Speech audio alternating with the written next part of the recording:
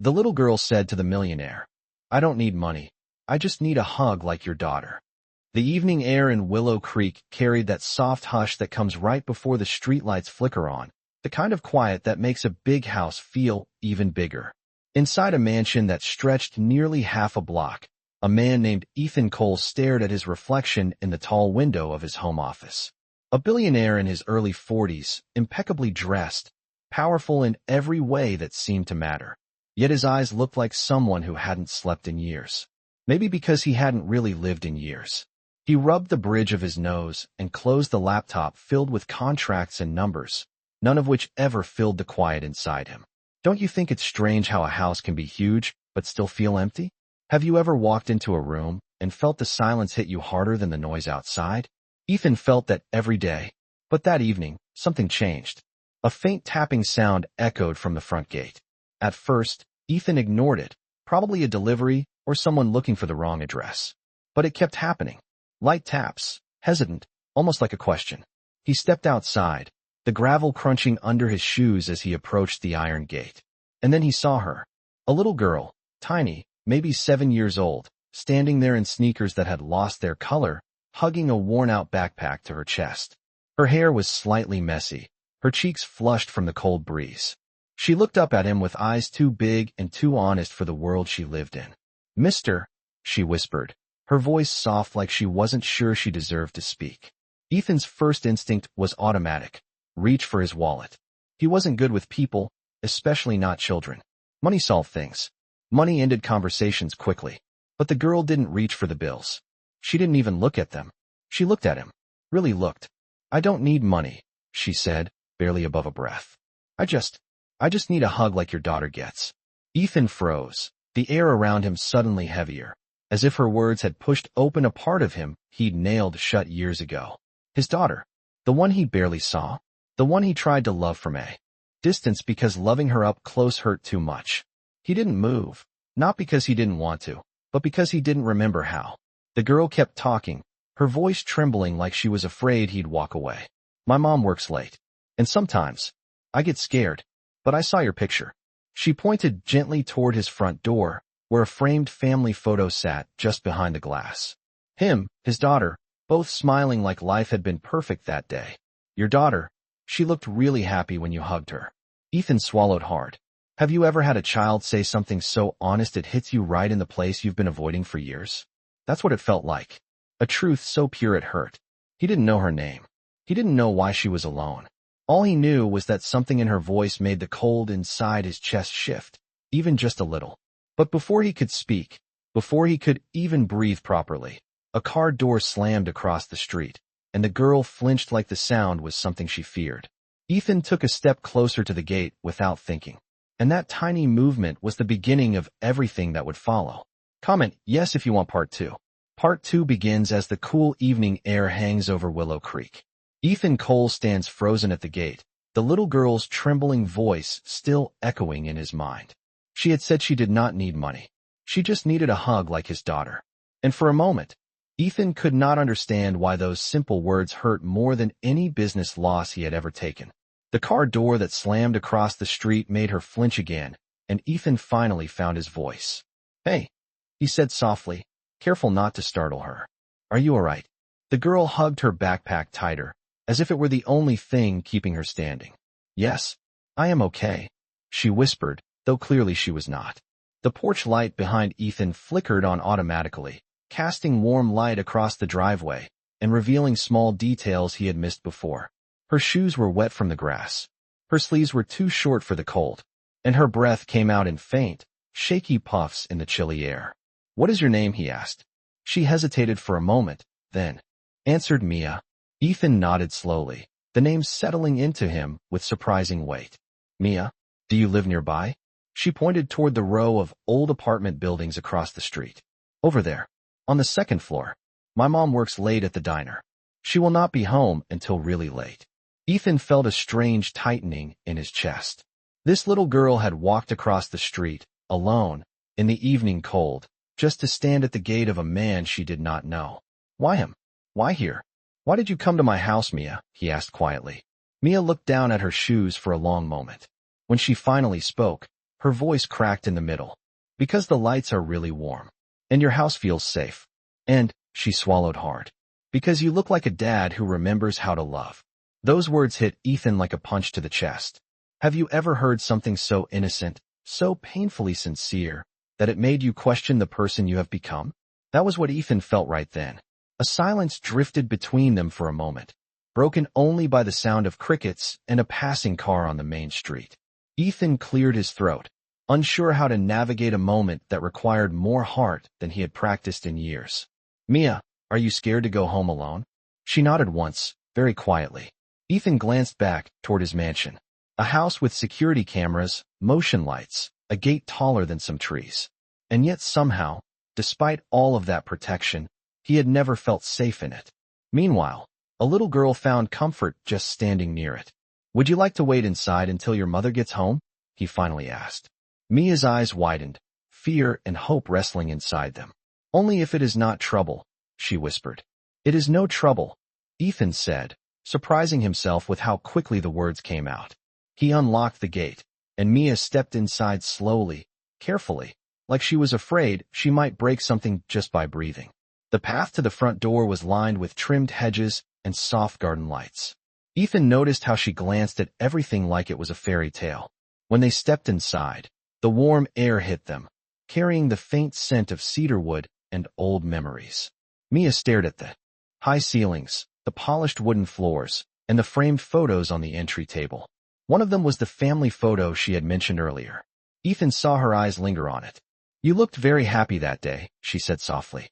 Ethan exhaled, a sound that was more fragile than he meant it to be. It was a long time ago, he replied.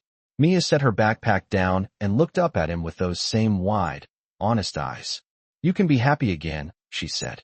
Maybe you just forgot how. Ethan felt something shift inside him. A small crack in a wall he had built for years. Maybe you have felt that too. That tiny break where light finally gets in. He glanced at the clock. Would you like some hot chocolate while you wait?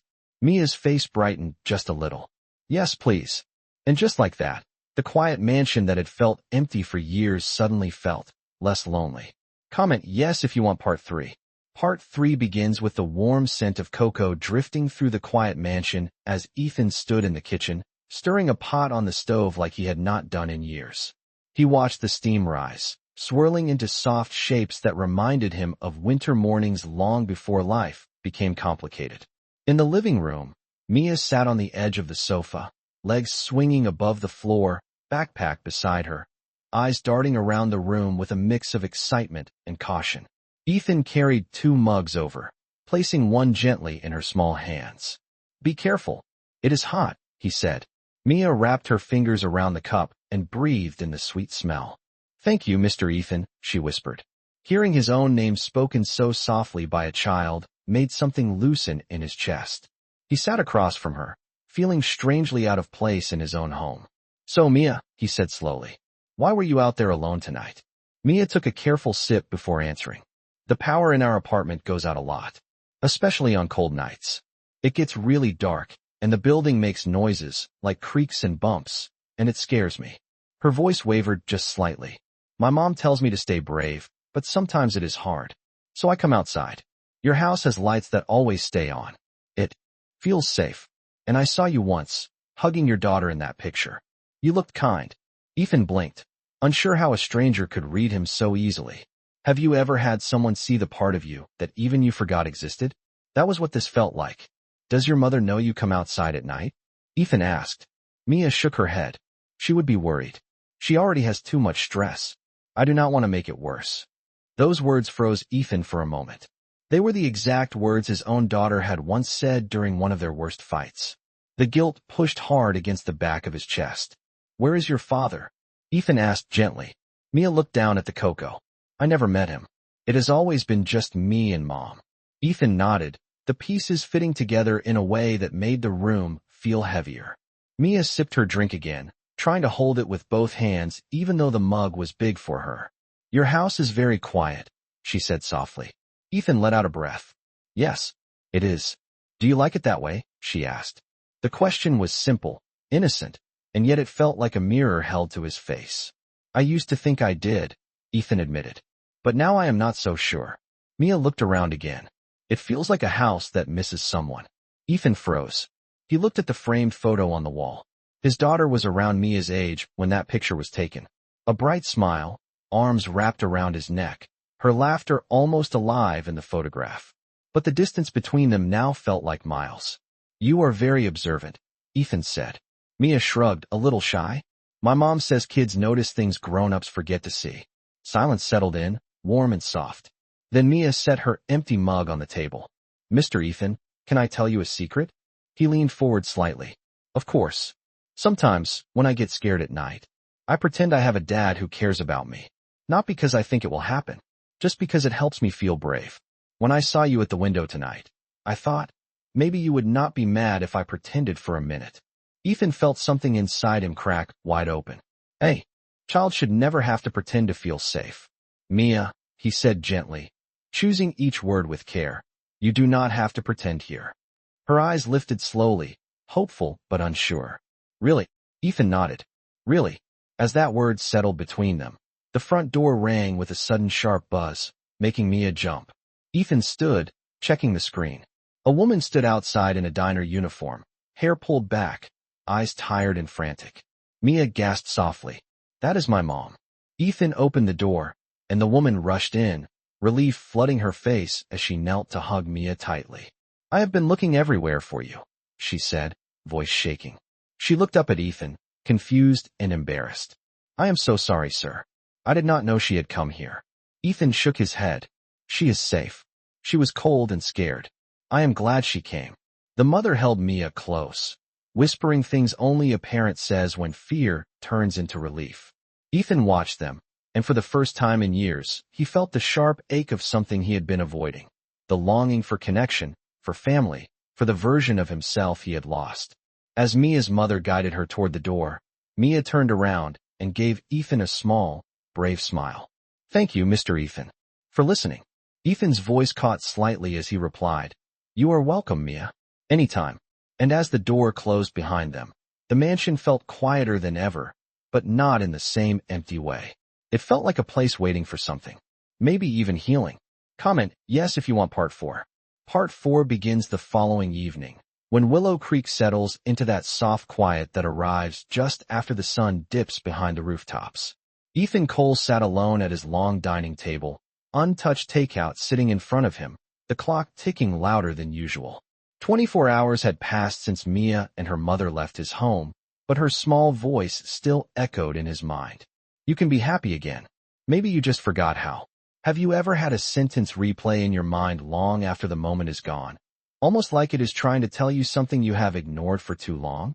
That was exactly what Ethan felt. He pushed the food aside and stood up, restless in a way he had not been in years. He walked through the silent hall toward the large window facing the apartment buildings across the street. A few lights flickered in the old building, cutting through the early evening darkness. Ethan found himself wondering whether Mia was there tonight, whether she felt scared again, whether the power had stayed on, whether she was warm or alone. He did not want to admit how much he cared. Meanwhile, in the second-floor window, a faint shape moved. It looked like Mia's small silhouette sitting by the window with her backpack hugged to her chest. Ethan felt a tight pull in his chest. He grabbed his coat without thinking and stepped outside. The air was crisp, carrying the scent of pine from his yard. He walked across the street, something he had not done in years. The apartment building up close looked worn, its stair railings rusted, the entry light flickering in and out. He pressed the buzzer labeled Unit 2B, and after a few seconds the door opened. Mia's mother, still in her diner uniform, looked startled to see him standing there. "Mr. Cole," she said breathlessly, "is everything all right?" Ethan nodded. "I am sorry to drop by unannounced. I just wanted to check if Mia was all right. She seemed frightened last night." The woman's shoulders fell with exhaustion and gratitude. "The power went out again for about 15 minutes, she said. She gets scared, but she tries to hide it. I am doing my best, but working double shifts means I am hardly home." There was a moment of silence before she added, "Thank you for taking care of her yesterday. She talked about it all night." Ethan felt something warm flicker inside him. "May I say hello to her?" he asked. Mia's mother stepped aside. "Of course." Inside, the apartment was small, maybe 1/3 the size of one of Ethan's guest rooms. The living area doubled as Mia's sleeping space, with a mattress folded neatly in the corner and a small desk covered in crayons. Mia looked up from her coloring book when Ethan entered. Her eyes widened, and then she smiled, the kind of smile that moved something deep in a person. "Mr. Ethan," she said softly, "I was hoping you would come." Her mother raised an eyebrow, but said nothing. "Are you feeling better tonight?" Ethan asked gently. Mia nodded. "A little. The lights went off, but I pretended I was brave. And then I saw you outside the window, and I felt better again."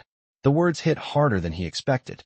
Have you ever realized someone depended on you in a way you did not expect, and suddenly it made you want to become better than who you were? That was exactly how Ethan felt. He crouched beside her desk. "What are you drawing?" Mia held up the paper shyly. It was a picture of a big house with warm lights. In front of the house were two figures, one tall, one small. Ethan recognized himself instantly. "This is your house," Mia said softly. "And this is me coming to visit. Because your house feels safe." For a moment, Ethan had to look away, the emotion almost too much to process. Mia's mother touched her daughter's shoulder. "Mia, sweetie, why do you not show Mr. Cole the other drawing you made earlier?" Mia shuffled through the papers and pulled out another one. This one was different. It showed a girl holding the hand of a man with the caption, "Someone who cares." Ethan felt his throat tighten. He took a slow breath and turned to Mia's mother. "May I help in some way? Fix the wiring? Improve the heating? Anything that would make things safer for Mia while you work." Mia's mother blinked rapidly, clearly overwhelmed. "Mr. Cole, you have already done more than enough. I do not want charity." Ethan shook his head. "It is not charity. It is responsibility. I want Mia to be safe." Mia slipped her hand into his, her grip tiny but steady. "You already helped me feel safe," she whispered. And in that moment, Ethan realized something. He had stepped into this building to check on a child, but he had also stepped toward a part of himself he had abandoned long ago. He looked at Mia gently. "How about tomorrow, after school, you come over for a warm snack? You can do your drawings in the living room. It is quieter there." Mia's smile lit up her whole face. "Really, really," Ethan said. As he left the apartment and walked back toward his mansion, he felt something he had not felt in years. A sense of purpose. A sense of being needed. A sense that maybe, just maybe, the empty house behind him was ready to become a home again. Comment yes if you want part 5. Part 5 begins the next afternoon, when the late-day sunlight spills across Willow Creek and the school buses rumble through the neighborhood. Ethan stood near the front window of his mansion, checking his watch in a way that surprised even him. He had not waited for anyone like this in years, not with the quiet hopefulness that made his heartbeat echo in his ears. Outside, the school bus dropped off a few children at the corner, and then he saw her. Mia, wearing her small backpack, stepping off the bus with that familiar mix of caution and wonder in her eyes. She looked across the street toward his house, hesitated for half a second, then smiled and began walking. Ethan felt something warm spread through him. When the doorbell rang, he opened it almost immediately. "Hello, Mia," he said, trying to keep his voice gentle but steady. "Hi, Mr. Ethan," she replied, gripping her backpack straps. "My mom said it is all right for me to come today." Ethan nodded. "I am glad." He led her inside, and Mia paused the same way she had the first time, looking at the tall ceilings and polished floors like she had stepped into a different world. But today, the house felt different. The lights were softer, the air warmer, and for once, Ethan had turned on the fireplace, letting a quiet glow fill the room. "I made snacks," he said, gesturing to the kitchen. "Mostly simple things, but I hope you like them." Mia followed him and saw the counter filled with apple slices, warm cookies, and a glass of milk beside a smaller mug of cocoa. Her face lit up in a way that reminded Ethan of his daughter at that age. "This is a lot," she whispered. "It is for you," Ethan said. "And you are welcome here anytime." Mia climbed onto a bar stool and took a cookie with both hands, biting it slowly as though she did not want the moment to end. "Do you always eat alone?" she asked. Ethan hesitated before answering. "Most of the time, yes." "Why?" He swallowed. "My daughter and I grew distant after her mother passed away. I kept myself busy with work because it was easier than feeling the hurt." Mia nodded slowly, as if she understood more than any child should. "Sometimes when people get hurt, they hide in their quiet places," she said softly. but quiet places can get too big. The words slipped into Ethan like a truth he had ignored for too long. You are very wise for someone your age, he said. Mia shrugged. I had to grow up a little early. She finished her snack and slid off the stool. Can I draw now? Of course, Ethan said, leading her into the living room. He had already placed colored pencils and blank paper on the coffee table. Mia knelt on the rug and started drawing immediately. Ethan watched her from the sofa, noticing how peaceful the room felt when she was in it, how the silence felt softer, kinder. After a few minutes, Mia held up her drawing. This is your house, she said. The picture showed the mansion, but it looked brighter, warmer, almost alive. In front of it were 3 figures, one tall, one small, and another small one. Ethan pointed gently. Who is the third person? Mia smiled shyly. Your daughter. I think she should come back here someday. Ethan felt an ache in his chest, the good kind of ache, the kind that comes from remembering something you lost but might still find again. I hope so too, he whispered. A few minutes later, the doorbell rang again. Ethan frowned, walking to answer it. When he opened the door, a tall man in a business suit stood outside, holding a clipboard. Mr. Cole, he asked. I am from the Willow Creek Community Agency. We received a report about a child who has been seen entering your residence several times this week. We are required to verify her safety. Ethan blinked, stunned. What report? Who would report something like that? The man checked his papers. A neighbor stated the child appeared to be alone frequently and believed there might be a concern. Before Ethan could respond, Mia peeked from behind him, curiosity and fear mixing in her eyes. The agent noticed and knelt slightly. Hello there. Are you Mia? She nodded slowly. I am fine, she said. Mr. Ethan is very kind. The agent offered a polite smile, but turned his gaze back to Ethan. Mr. Cole, I will need to ask you a few questions. Mia's small hand grabbed Ethan's coat nervously. He placed his hand gently over hers. Have you ever had a moment where you realized that doing the right thing might come with consequences you never expected? That was exactly what washed over Ethan. He straightened his shoulders. Of course, he said. Whatever you need to ask. And in that moment, he silently promised himself one thing. He would protect Mia, no matter what questions came next. Comment yes if you want part 6. Part 6 begins with the air in Ethan's foyer turning tense, the way a room feels right before a storm breaks. The community agent stood firm at the doorway, clipboard in hand, while Mia clung to Ethan's coat like it was the only anchor she had. Ethan bent slightly to reassure her. It is all right, Mia. I am right here, he said softly. The agent cleared his throat. Mr. Cole, this is just a standard welfare check. We need to ensure that the child is safe and that her visits here are appropriate and supervised. Ethan straightened his shoulders. Of course, I have nothing to hide. The agent glanced down at his clipboard. Neighbors reported seeing Mia entering your home multiple times. Given that you live alone, we need to verify context. Ethan nodded, trying to stay calm. Mia comes here with her mother's permission. She is safe. The agent's tone softened as he looked at Mia. Sweetie, can you tell me how you know Mr. Cole? Mia took a small breath. I came here one night because I was scared. The lights in his house are warm. And he listened to me. The agent paused, visibly surprised by the honesty in her voice. And you feel safe here? Yes, Mia answered without hesitation. More safe than home sometimes. Mr. Ethan lets me draw and gives me snacks. He is kind. Ethan felt a deep pull in his chest hearing her defend him. The agent nodded, writing notes. Thank you, Mia. He turned back to Ethan. Mr. Cole, would you mind showing me the main areas where she spends time? I just need to verify the environment. Ethan gestured for him to enter fully. Of course. Please come in. They moved to the living room where Mia's drawings were spread across the coffee table. The agent scanned the room, noticing the fireplace, the art supplies, and the untouched couch cushions. This looks like a comfortable environment, he said. Children do thrive in warm spaces like this. Mia lifted one of her drawings shyly. I made this one today, she said, handing it to him. The agent smiled slightly. It was a drawing of Ethan's house glowing with soft yellow lights. In front of it, 3 figures held hands. Is this you? He asked her gently.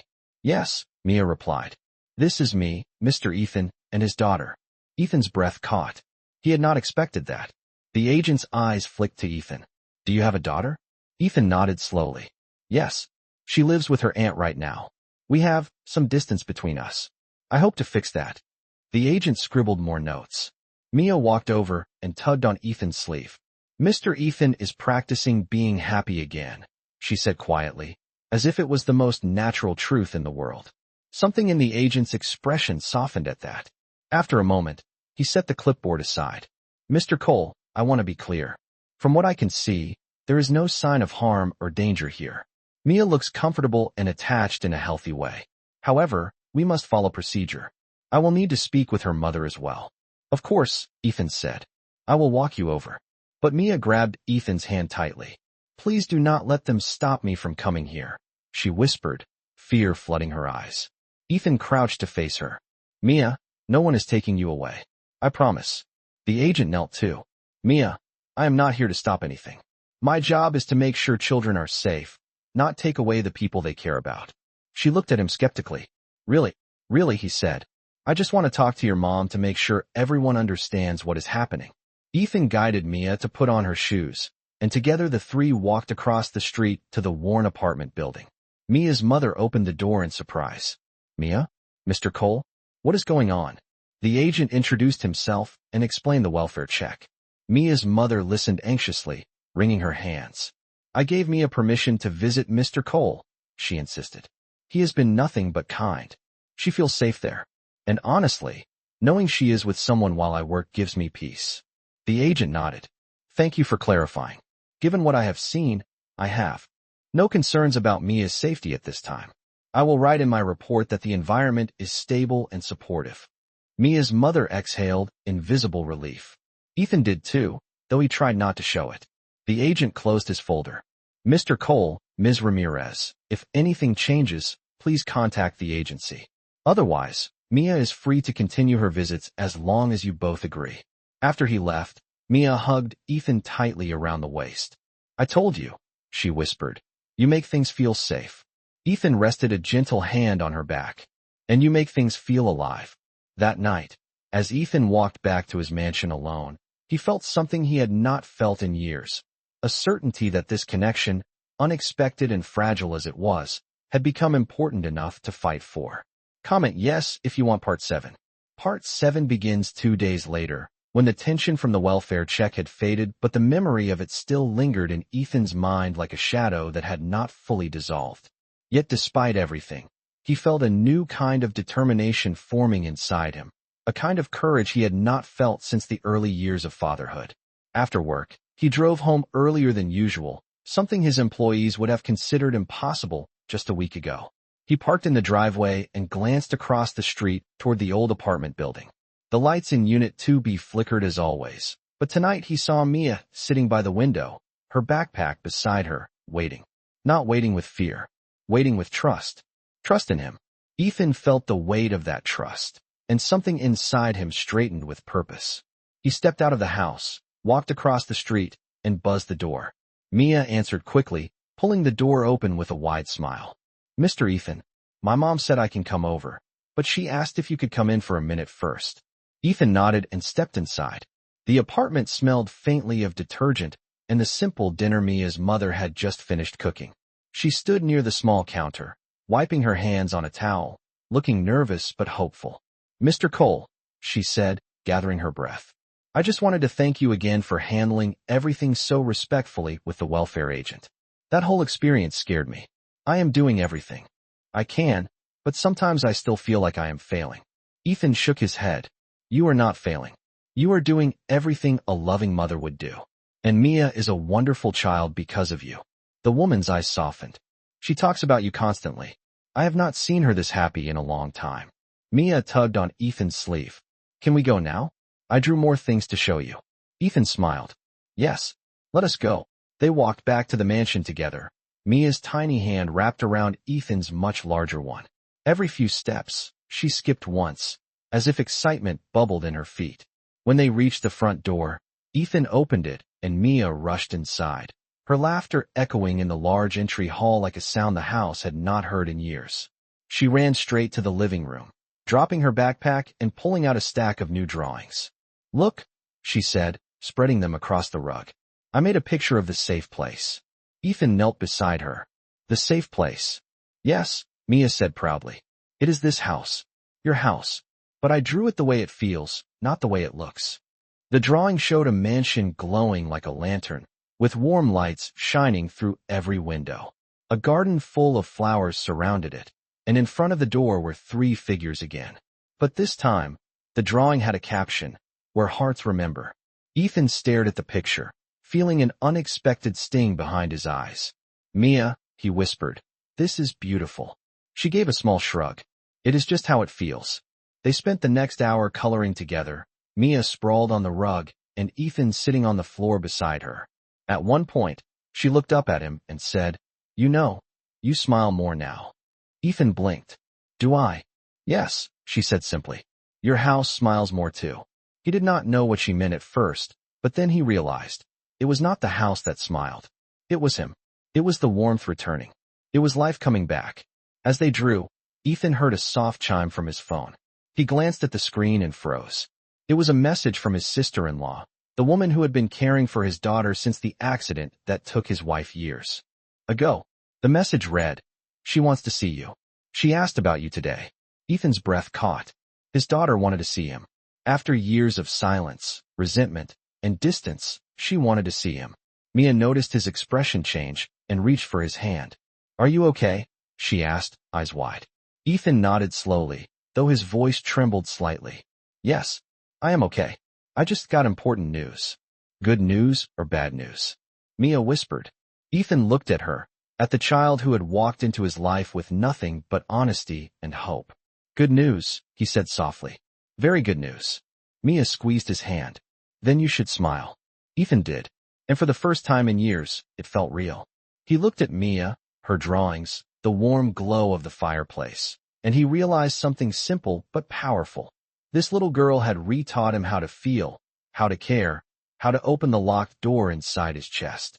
She had helped him remember he was still capable of love, and he promised himself right there, quietly and with full conviction, that he would not waste the second chance that life had just handed him. Comment yes if you want part 8. Part 8 begins the very next morning, when the sunlight pushes through the tall windows of Ethan's mansion, landing softly on the living room rug where Mia's drawings still lay scattered like little pieces of hope. Ethan stood there quietly, staring at the message on his phone again, the one from his sister-in-law, the one he had read at least 10 times since last night. "She wants to see you. She asked about you today." Even just reading it made his heart tighten in a way he had not felt for years. His daughter, after all the distance, after all the pain, wanted to see him. That alone would have been enough to shake his world.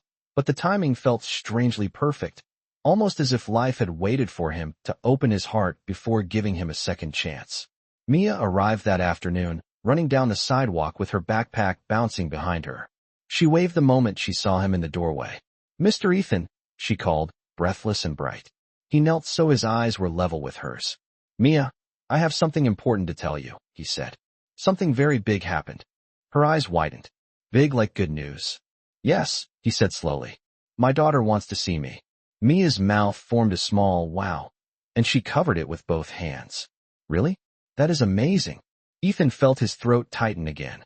I think you helped me get ready for this," he admitted. Mia smiled, the sweet kind that always seemed to melt the tension in a room. "Maybe your heart remembered a little early," she said. Ethan laughed softly. Maybe it did. They spent the next hour drawing again, but this time Ethan noticed something new. Mia drew 3 figures again, but now she drew them closer together, with no space between them. She added hearts in the sky, little ones floating like fireflies. "This is you, your daughter, and me," she explained proudly. "Because people who care stay close." Ethan stared at the drawing, letting the words settle into him. Have you ever heard something so simple, so true, that it felt like a hand closing around your heart in the gentlest way? That is what her words felt like. As the afternoon faded into evening, Ethan finally sat down with Mia at the kitchen island and said, "Mia, I want your advice on something." She perked up immediately, her small shoulders straightening like she had been handed an important mission. "Okay, I am listening." Ethan folded his hands. "I want to go see my daughter, but I do not know how to start. She has been hurt by the distance between us, and I am scared to mess it up." Mia tilted her head thoughtfully, then answered with a seriousness far beyond her age. Maybe you just have to tell her the truth, Mia said softly. Tell her you were sad. Tell her you forgot how to be close. Tell her you are trying again. People can feel it when you try. Ethan felt a deep ache inside him. And what if she does not want me back in her life? He whispered. Mia shook her head firmly. Everyone wants someone who loves them, even if they pretend not to. Her conviction went straight to his heart. He nodded slowly. You are right. They went to the living room next, where Mia picked a book from the shelf. Can you read this to me? She asked. It had been years since Ethan read aloud to a child, but the words flowed easier than he expected. Mia curled up beside him, leaning her head lightly on his shoulder, completely trusting.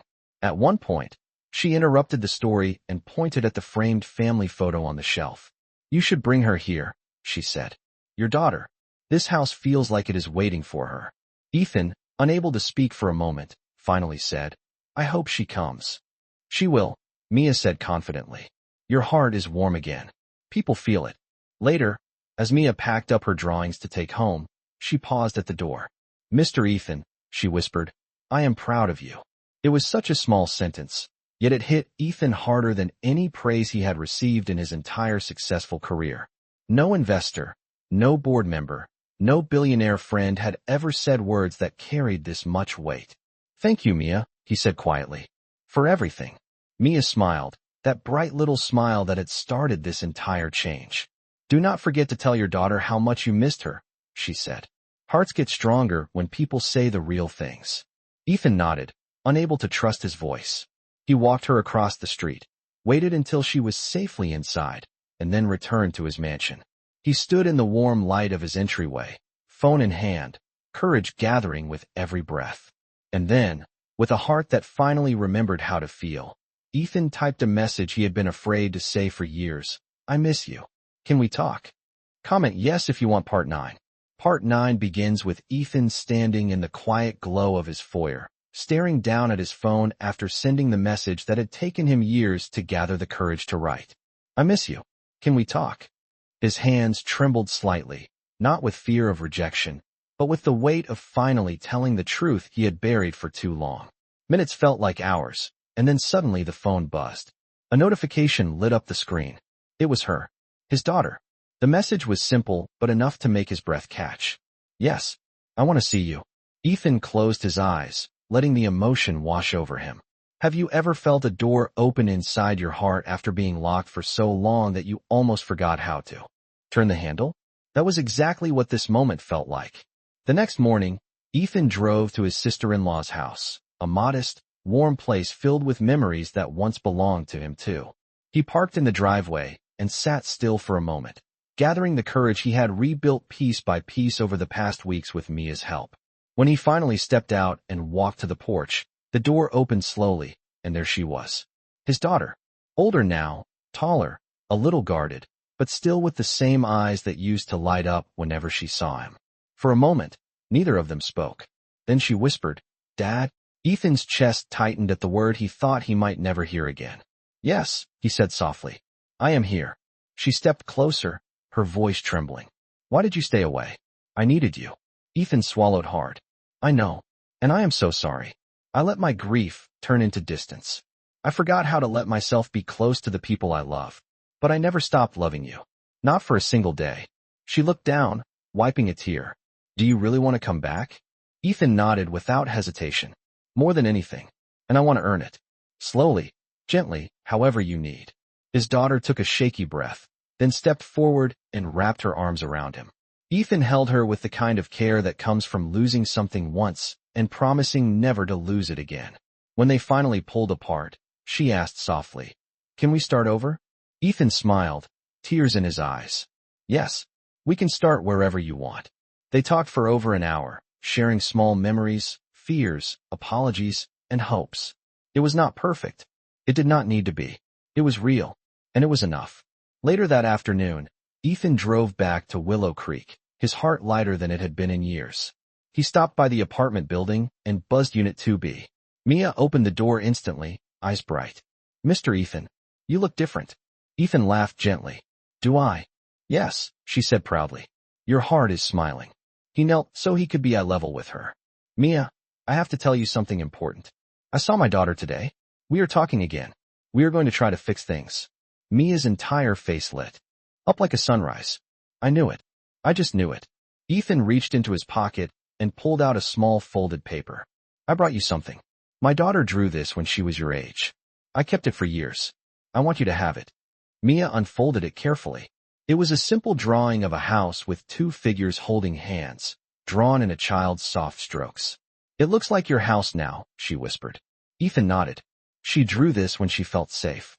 And you helped me remember how that feels. So I wanted you to have it. Mia hugged the paper to her chest. Thank you, Mr. Ethan. Does this mean your daughter will come to your house now? Ethan took a deep breath. Yes. She wants to visit soon. Mia grinned. Then your house will not be lonely anymore. Ethan reached out and gently held her small hand. Mia, you helped me find my way back. I will never forget that. Her eyes softened. You found it because you listened with your heart. That evening, Ethan walked her home, and as they reached the door, Mia gave him a quick hug. Good night, Mr. Ethan. Good night, Mia, he whispered. When Ethan returned to his mansion, he stood in the living room surrounded by the warm lights, the soft hum of life, and the drawings Mia had left behind. For the first time in years, he felt whole. A single thought settled in him like a gentle truth finally spoken aloud. Healing does not always arrive with grand gestures. Sometimes it comes in the form of a little girl who just wanted a hug, a child who showed a lonely man how to open his heart again. And as Ethan sat down on the sofa, looking at the home he had once thought would stay empty forever, he whispered to himself, love finds its way back when you finally choose to open the door. If you enjoyed this story, make sure to hit the subscribe button and comment if you want more heartwarming stories like this one.